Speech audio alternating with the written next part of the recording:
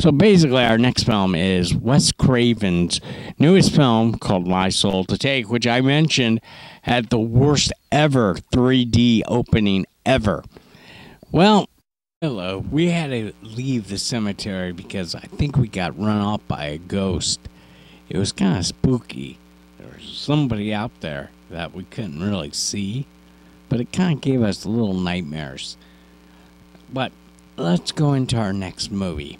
Our next movie that we're going to talk about, me, Simon, and Priscilla, is a movie called My Soul to Take, which is the latest Wes Craven opus. This movie is combobulated at best. This movie shouldn't even been in 3D. Me and my co-host will probably tell you this, and she'll state it in her own opinion.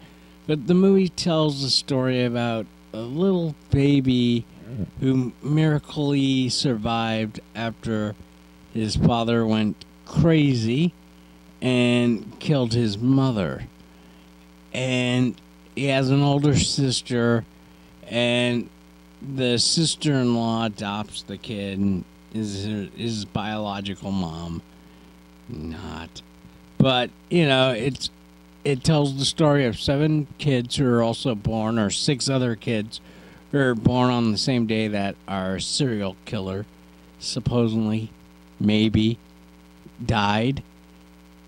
And so now it's an urban legend.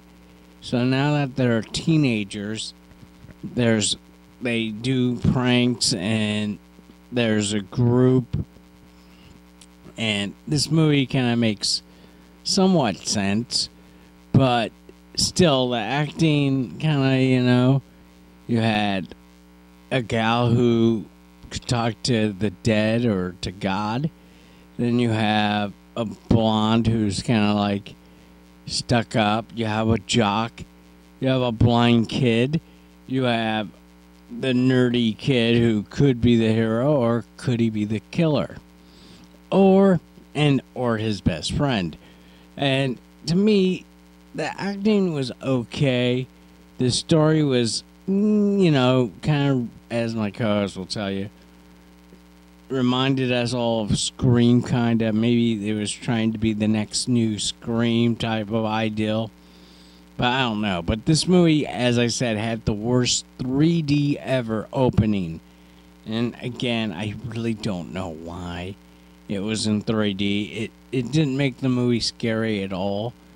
I just wish this movie could have been much better if they would have tried to simply put the movie down. Like telling of a story that kind of like dragged. And of course, this movie kind of failed on so many other levels.